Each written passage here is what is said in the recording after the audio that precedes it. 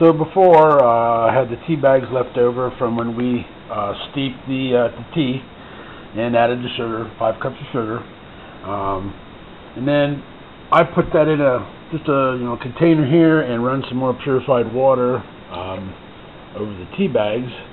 So this is like just a weak solution, but more water has to be added, so I just take the opportunity to get all I can out of those tea bags. It keeps the solution. You want got to have a strong tea solution. There's something in the black tea that the mother feeds on. So by using a solution of weak tea instead of straight water, it helps to boost the strength of the overall batch. So you pour that in, and then it's going to need some more yet. You got to get the water up to right about where that curve is right there. Okay, so I added some more water there, and if there's not already a hole in the SCOBY or mother, I usually put one in it to allow the CO2 bubbles that are going to form underneath this to escape, so it doesn't hump up in the middle. Humps up in the middle, then part of your SCOBY is not in contact with the tea solution. So I usually do that, and it might even close up later on, but it doesn't matter a whole lot. This is another operation here that's kind of like almost like 2 hands. And your mother might not float. It might go to the bottom. It might come back up later. It might not. I gotta switch hands here. I'd like for mine to float, and usually it's not hard to get it to do that. You just put the fork through the hole you made and kind of pull it up to the top a little bit like that there, and then it'll usually just kind of hop a little bit, and it'll usually float there. I've had batches where it didn't come up till later. Like I said, it doesn't really matter. As long as it's in there, it'll do its job. It's kind of half floating there. And then you just put your cloth and rubber band back over it and set it on the back of the counter somewhere for 11 days. I mean, you can check on it a little bit, if you want to.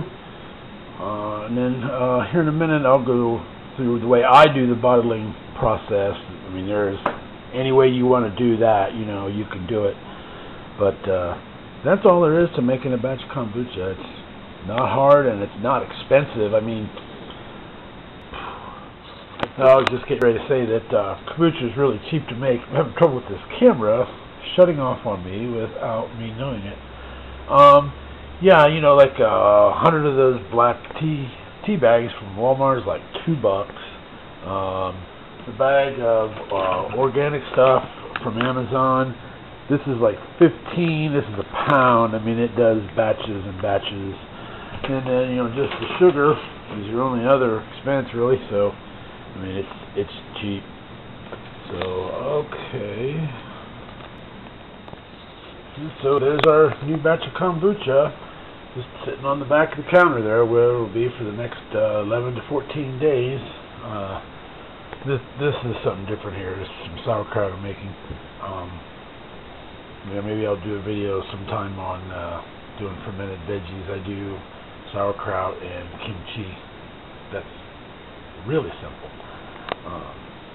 So yeah, you just let it sit there, and next we'll look at the bottling process. So this is how I bottle my kombucha. Some aquarium tubing down in the bottom of the jar. You can't see it, but I have it weighted down, and I have a fork. I guess you can't see it. I just wired a fork on to the end of the tubing because it was sitting there. So that weighs the tubing down into the bottom. Kind of funny thing, but it works. I'm using it for almost 2 years. And the tubing comes down, and I have it running into a funnel. I cut the tip off of the long snout that goes on the end of the funnel. I cut it off. You can see. And it just drains through the cheesecloth there. It has some tea stains on it. You can reuse it, just rinse it out. It gets dirty looking, but it's just tea stains.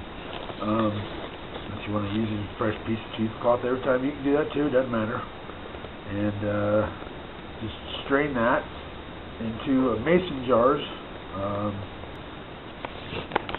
All you have to do is just pinch it off with your finger when you're switching jars.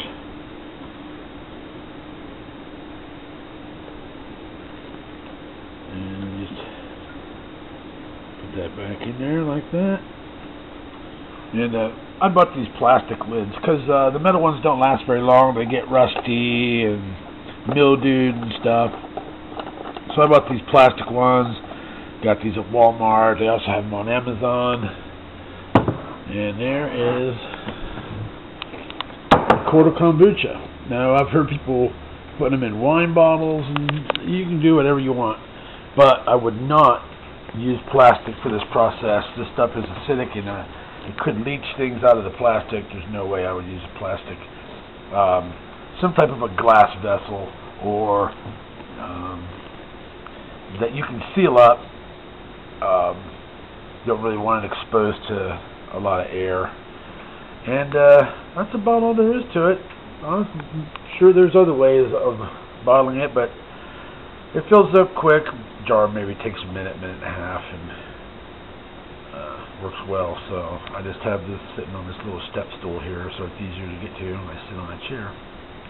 Alright, well, I hope this helps. You got any questions? Post them below there, and I'll try to answer them. Thanks. Yeah, I just wanted to, I forgot a couple things there at the end, and I wanted to go over, like these lids here, these regular mason lids, these aren't stainless or anything, and they'll start rusting, and they'll start getting black. You'll notice that this brown ring starts getting kind of black look to it, and that's mold, and they're really made just for a one-time use. So I got these plastic lids. They're a lot nicer to use and clean. You can get them at Walmart.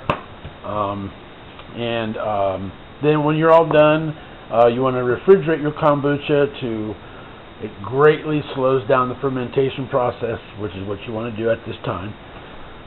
If you were to leave this out, it would just continue to ferment, and it would get vinegary. If you want to make something that's not as strong, I did let some go on purpose one time. It's not as strong as vinegar like you buy at the store, but it gets kind of like that, but it tastes a little different. But anyway, that was just screwing around. So you want to refrigerate it, and